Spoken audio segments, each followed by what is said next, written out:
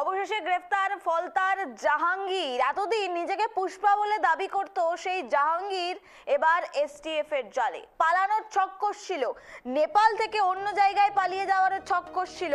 তারপরেই কিন্তু অবশেষে গ্রেফতার হলো ফলতার পুষ্পা। এসটিএফ এর জালে জাহাঙ্গীর খান সীমান্ত এলাকায় পালানোর সময় গ্রেফতার।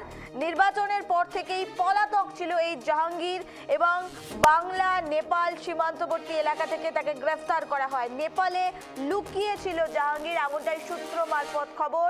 গত দুদিন থেকে নেপালে হোটেলে লুকিয়ে ছিল, এমনটাই কিন্তু এখনো পর্যন্ত সূত্র মারফত খবর। অবশেষে গ্রেফতার হলো এই ফলতার পুষ্পা। বাংলা নেপাল সীমান্ত এলাকা থেকে গ্রেফতার। নেপালে পালানোর ছক কষছিল এই জাহাঙ্গীর খান, এমনটাই এখনো পর্যন্ত আমরা জানতে পারছি। অবশেষে গ্রেফতার ফলতার পুষ্পা। এসটিএফ এর জালে এই জাহাঙ্গীর খান সীমান্ত এলাকা দিয়ে পালানোর সময় গ্রেফতার করা হয়েছে তাকে। নির্বাচনের পর থেকেই পলাতক ছিল জাহাঙ্গীর।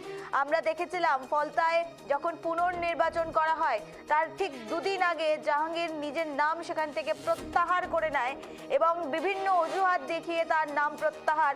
অবশেষে সেই জাহাঙ্গীরকে এবার গ্রেফতার করলো পুলিশ। যেটি জানা যাচ্ছে, এর আগে বহু অভিযোগ তার বিরুদ্ধে রয়েছে।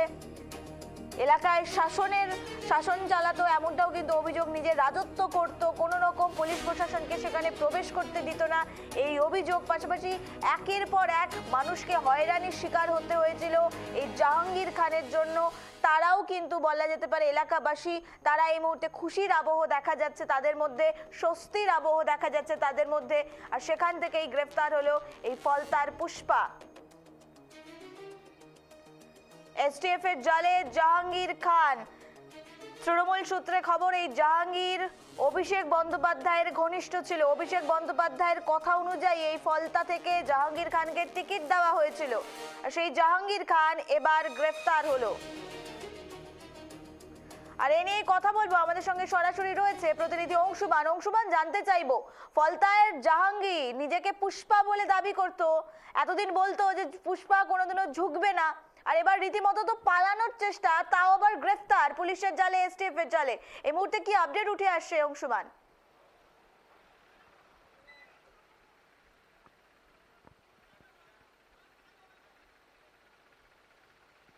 দেখো, যে ফলতার যে উপনির্বাচন হয়েছিল তারপর থেকে কিন্তু জাহাঙ্গীর খানের খোঁজ পাওয়া যাচ্ছিল না। এবং জাহাঙ্গীর খান যে ফলতার ত্রাস ছিল, সে নিজেকেই যতটাই পুষ্পা বলুক, কিন্তু আলটিমেটলি তাকে কিন্তু পালিয়ে যেতে হলো। তারপর থেকেই কিন্তু তাকে গোটা রাজ্য জুড়ে তল্লাশি চালাচ্ছিল এবং তার খোঁজে বিভিন্ন জায়গায় টাস্ক ফোর্স গঠন করা হয়েছিল এবং অবশেষে এসটিএফের জালে জাহাঙ্গীর খান ওরফে পুষ্পা এবং ফলতার ত্রাস পুষ্পা। এবং এই যে জাহাঙ্গীর খান কিন্তু বাই রোডে এখান থেকে শিলিগুড়ি আসে। শিলিগুড়ির থেকে আসার পর আমি যেখানে এই মুহূর্তে দাঁড়িয়ে রয়েছি, ভারত নেপাল সীমান্তে পানি ট্যাঙ্কি বর্ডার, আমি দেখাতে বলবো যে এই যে বর্ডারটা আছে, এই বর্ডার দিয়ে কিন্তু পালিয়ে যাওয়ার চেষ্টা করেছিল, কিন্তু তার আগেই এসটিএফের জালে জাহাঙ্গীর খানকে গ্রেপ্তার করে এসটিএফ এবং জাহাঙ্গীর খানের সঙ্গে আরও 2-3 জন কিন্তু গ্রেপ্তার করেছে এসটিএফ বলে আমরা কিন্তু সেই ধরনের খবর পেয়েছি। তবে এই যে জাহাঙ্গীর খান কিন্তু ত্রাস ছিল। আমরা দেখেছি নির্বাচনের ঠিক আগেই একজন police officer, IPS officer Jahangir খানের বাড়িতে গিয়ে তাকে কিন্তু রীতিমতন ধমকি দিয়ে এসেছিল। তখনই কিন্তু জাহাঙ্গীর খান বলেছিল পুষ্পা কবি যুক্তা নেই। অবশেষে ছোকা তো দূরের কথা, তাকে পালিয়ে যেতে হলো এবং পালিয়ে যাওয়ার পরেই তাকে এসটিএফের জালে এই নেপাল সীমান্ত থেকে কিন্তু গ্রেপ্তার করলো। আমরা যে দাঁড়িয়ে আছি এই যে পানিট্যাঙ্কি সীমান্ত, এই পানিট্যাঙ্কি সীমান্ত দিয়ে কিন্তু বারবার করে পালানোর চেষ্টা করেছে, কিন্তু এখানে কড়া নজরদারি ছিল এসএসবি সহ পুলিশের, এবং পুলিশ এখানকার কিন্তু এই অঞ্চল থেকে কিন্তু এখান থেকে গ্রেপ্তার করে জাহাঙ্গীর খানকে। পালিয়ে নেপালের সীমান্ত দিয়ে পালিয়ে যাওয়ার আগেই গ্রেপ্তার করে এবং তাকে আজকে নিয়ে আসা হচ্ছে। এখান থেকে নিয়ে যাবে বাগডোগরা বিমানবন্দরে থেকে নিয়ে এসে তাকে সোজা কলকাতায় নিয়ে যাওয়া হবে। এই জাহাঙ্গীর যাকে খোঁজে তল্লাশি চালাচ্ছিল এবং ফলতার মানুষের অভিযোগ ছিল যখন নির্বাচন কমিশন আটোসাটো সমস্ত কিছু করলো এবং মানুষকে বলেছিল যে এবার ভয় হবে নির্ভয়, এবার ভোট হবে নির্ভয়ে ভোট হবে, মানুষজন নির্ভয়ে ভোট দিতে পারবে, ঠিক ঠিক তারপরেই কিন্তু মানুষজন বিদ্রোহ করতে শুরু করে এবং জাহাঙ্গীর খানের বিরুদ্ধে একের পর অভিযোগ করতে শুরু করে এবং অভিযোগ পেয়েই কিন্তু পুলিশ নড়ে চড়ে বসে এবং জাহাঙ্গীর খানের কোচে তল্লাশি চালায়।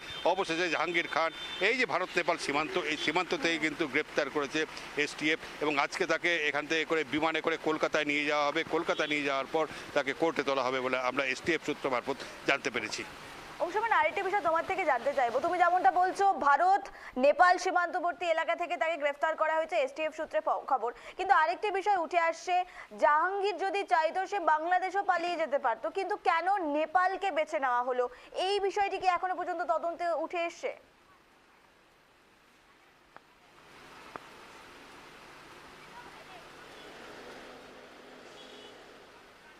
দেখো, একদমই যেহেতু বাংলাদেশ সীমান্তের বিএসএফ এর আটোসাটো পাহারা রয়েছে এবং বিএসএফ বিভিন্ন যে বর্ডারগুলো সেই বর্ডারগুলো প্রচণ্ড কড়া পাহারা রয়েছে, সেখানে কিন্তু যারা সন্দেহভাজন ব্যক্তি কোনোভাবেই কিন্তু সীমান্ত ক্রস করতে পারবে না।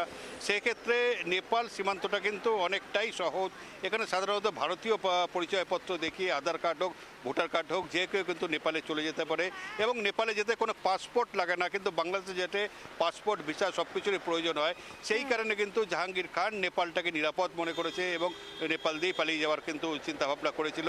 কিন্তু এখানে তিনি কলকাতার থেকে পালিয়ে এসে শিলিগুড়ি হয়ে তিনি নেপাল সীমান্তে এসে পৌঁছেছিলেন। আমরা যতদূর জানতে পেরেছি কোনো একটি প্রাইভেট গাড়িতে করে তিনি শিলিগুড়ি এসছেন, শিলিগুড়ি থেকে গাড়িটা চেঞ্জ করে তারপর সেখান থেকে অন্য একটি গাড়ি নেপাল সীমান্ত এসছেন। এখান থেকে নাকি যাওয়ার জন্য তিনি নেপালে যাওয়ার জন্য পরিকল্পনা করছিলেন। সেই মুহূর্তে তিনি এসটিএফের জালে তাকে পড়তে হয় এবং পুলিশ অবশেষে গ্রেপ্তার করে এবং আজকে তাকে দুপুরের বিমানে অর্থাৎ বেলা 3টে নাগাদ যে বিমান রয়েছে বাগডোগরা থেকে সেই বিমানে করে তাকে কলকাতা নিয়ে যাওয়া হবে বলে আমরা সূত্র মারফত জানতে পেরেছি। নিবেদিতা, অংশমান, আরেকটি বিষয় তোমার থেকে জানতে চাইবো, নেপালে তুমি যেমনটা বলছো নেপালে যাওয়ার পরিকল্পনা করা হয়েছিল, সেখানে কি নেপালে থাকার পরিকল্পনা ছিল নাকি নেপাল থেকেও পালিয়ে অন্য কোথাও যাওয়ার প্ল্যান ছিল জাহাঙ্গীরের?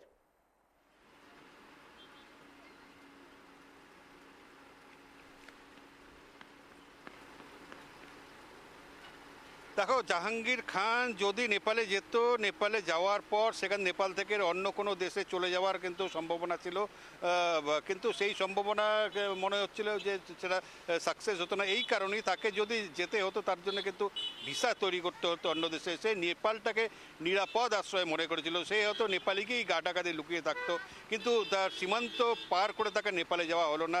নেপালে যাওয়ার আগেই কিন্তু তাকে গ্রেপ্তার করলো এসটিএফ এবং এখানকার স্থানীয় পুলিশ এবং তাকে আজকে কলকাতার দিকে নিয়ে যাওয়া হচ্ছে। নিবেদিতা, বেশ, ধন্যবাদ অংশমান আমাদের সঙ্গে থাকার জন্য। অত্যন্ত গুরুত্বপূর্ণ খবরের দিকে নজর রাখছিলাম। পুষ্পা ঝুঁকেগা নেহি, এই যে ডায়লগ নির্বাচনের আগে যথেষ্ট বিখ্যাত হয়ে গিয়েছিল, কিন্তু ধীরে ধীরে পুষ্পা শুধু ঝুঁকলো না, রীতিমতো পালিয়ে যাওয়ার চেষ্টা, কিন্তু সেই চেষ্টাকেও বানচাল করলো এসটিএফ এর জালে জাহাঙ্গীর খান।